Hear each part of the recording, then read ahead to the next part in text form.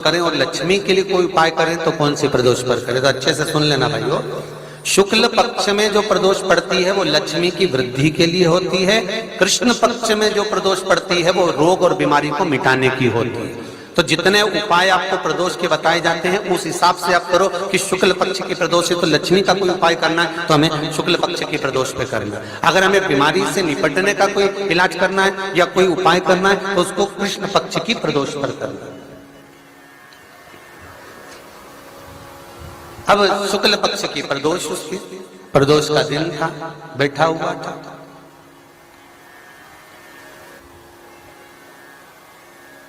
मान लो अगर कहीं आप कोई नौकरी के लिए अप्लाई कर रहे हो, आप कहीं अप्लाई कर रहे हो तो जैसा माता उमा ने प्रदोष काल में, प्रदोष के समय पर, प्रदोष काल के अंतर्गत बेलपत्री का स्मरण किया है, वो बेलपत्र का स्मरण अगर संसार का मनुष्य कर लेता है तो महाराज ब्रह्मवृत्ता पुराण कहती है कि उस जीव का ऐसा कोई कार्य नहीं जो सफल नहीं होता। महाराज मेरा निवेदन रहेगा, किसी एग्जाम में आप बैठ रहे हो, इंटरव्यू के लिए जा रहे हो, किसी कार्य के लिए जा रहे हो, नौकरी नहीं लग रही, सर्विस नहीं लग रही, तो महाराज तांबे के कलश में 11 बेलपत्र को रखा जाए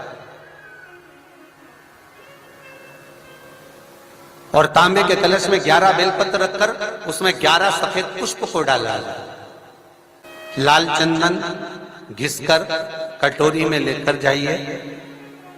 प्रदोष के दिन, शुक्ल पक्ष का जो प्रदोष पड़ जाए उसके दिन शंकर के शिवलिंग पर लाल चंदन लपेटने से पहले शंकर की जो जलाधार,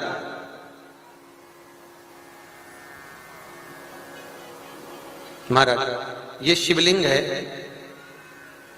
ये शिवलिंग है और ये पूरी गोल और ये चरण, ये जलाधार, ठीक है। आपको पहले भी कहा है शंकर जी की पूरी जलाधारी में शंकर जी का संपूर्ण परिवार है। राइट जो चरण है जहां से पानी नीचे गिरता है वो गणेश जी का स्थान है, लेफ्ट कार्तिकेय जी का स्थान है, बीच में जो एक मोटी सी लाइन है वो अशोक सुंदरी का स्थान है। जहां पर शिवलिंग रखा हुआ है ये माता जगतजननी जगदम्बा का हस्त कमल है। शंकर भगवान को मां अपने हस्त कमल पर रखी हुई है। ऊपर से जो बूंद बूंद पानी जलाधारी से नीचे गिर रहा है ये शंकर भगवान की 5 लड़कियां हैं, जया, विषहरा, सामरीबारी, दोतली और देव। ये ऊपर से बूंद बूंद जल क्रीड़ा शंकर जी के साथ में करती है। शंकर भगवान का संपूर्ण परिवार जलाधारी में विराजमान है। शिव महापुराण कहती है, माता उमा का चरित्र कहता है, कोई एग्जाम में बैठ रहे हो, कोई कंपटीशन एग्जाम में बैठ रहे हो और चाहते हो कि मेरी नौकरी इसमें लगना ही चाहिए तो लाल चंदन का लेपन आपको इस पूरी जलाधारी पर करना है। लाल चंदन का लेपन पूरी जलाधारी पर करना। और महाराज जी जिस कलश में आपने घर से 11 बेलपत्र और 11 सफेद पुष्प जल के अंदर डालकर लाए हो उसको आप चढ़ाएंगे तो इस तरह से चढ़ाएंगे कि उसका भाग हमें दिखे चढ़ते समय, ऐसे नहीं चढ़ाना, उसको चढ़ाते समय इस तरह से चढ़ाएं कि वो जल का भाग हमारी ओर गिरता हुआ। महाराज जब आप वो समर्पित कर दें बेलपत्र पुष्प आदि सभी चीजें, उस चंदन का एक थोड़ा सा भाग पूरी जलाधारी पर हाथ फेर कर अपने दरवाजे पर आते आते उसका स्पर्श कर दें। जिस दरवाजे से आप एग्जाम देने के लिए जाओगे, जिस घर से आप जाओगे, अपने घर के किसी भी दरवाजे पर उसका हाथ लगा दें या कोई स्थान को छू लें। जिसको आप दरवाजे को खोलकर, दरवाजे को स्पर्श कर कर या दीवार को छूकर या अलमारी को छूकर, जिसको भी छूकर आप जाओगे उसका स्पर्श कर लेना।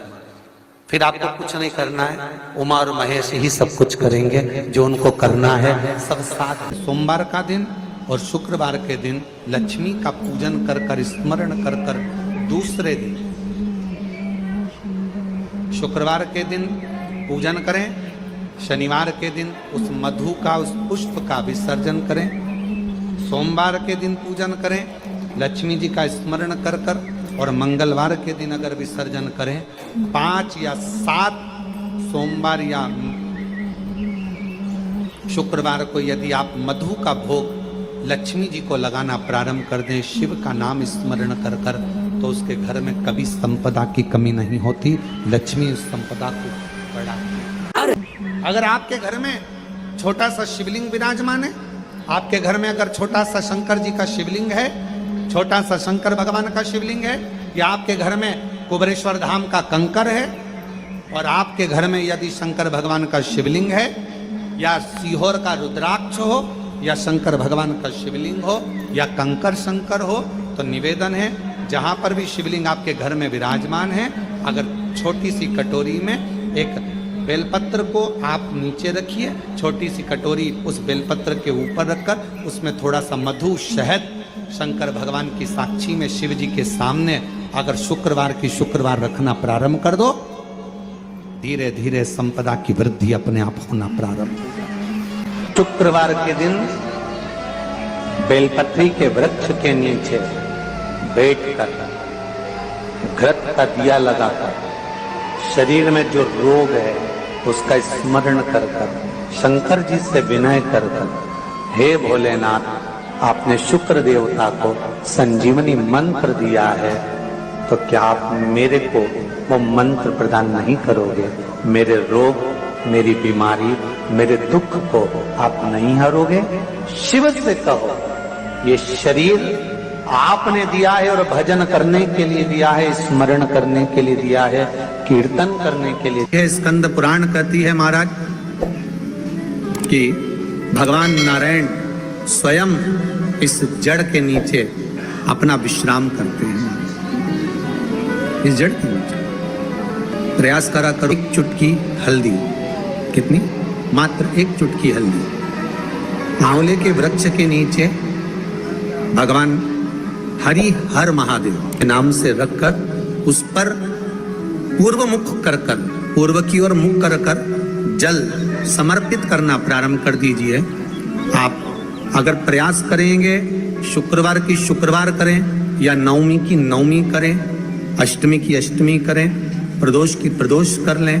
मन जब दो होने लगे तब एक श्वेत पुष्प लेकर उस सफेद पुष्प में थोड़ा सा हल्दी और कुंकू का लेपन कर कर किसी भी शंकर के मंदिर में शंकर के शिवलिंग पर यदि ब्रह्मेश्वर महादेव का नाम लेकर उस फूल को, पुष्प को समर्पित किया जाता है, फूल को चढ़ाते समय फूल जब समर्पित किया जाता है तो फूल का जो मुख है, जैसे ये डंडी है फूल की, और फूल का जो मुख है, जहां आप बैठे, इधर बैठे तो इधर, उधर बैठे तो उधर, इधर बैठे तो इधर, फूल का मुख अपनी ओर होना चाहिए। उस भगवान शंकर के शिवलिंग पर ब्रह्मेश्वर महादेव का नाम लेकर यदि वो श्वेत पुष्प हल्दी और कुंकू लगाकर समर्पित करा जाता है तो व्यक्ति का मन बार बार डामाडोल नहीं होता और वो एकाग्र चित्त होकर अपनी मंजिल तक पहुंच जाता है। वो ब्रह्मेश्वर।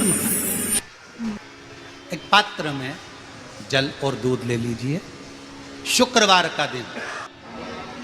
तो कहोगे गुरुजी ये कथा कहाँ से निकाल के लाए हो? तो विष्णु पुराण में से आप उसको स्मरण कर सकते। काय में से? विष्णु पुराण में से। एक पात्र में देसी गाय का दूध, जल उसमें रखकर, और आपके यहाँ अगर लड्डू गोपाल हों, यदि आपके घर में ठाकुर जी हों, लड्डू गोपाल हों, विष्णु जी का कोई स्वरूप हो, श्री हरि का कोई स्वरूप हो, तो उस पर शुक्रवार के दिन आप संध्या के समय पर दुर्वा डालकर उस दुर्वा से अगर लक्ष्मी जी के नामों का 108 बार उच्चारण कर कर, घी का दिया लगाकर, कैसर के चावल साथ में रखकर केवल उस जल का और दूध का मात्र छींटा देते हो तो उसके घर में कभी लक्ष्मी की कमी नहीं आ सकती, संपदा बढ़ती चली जाती है।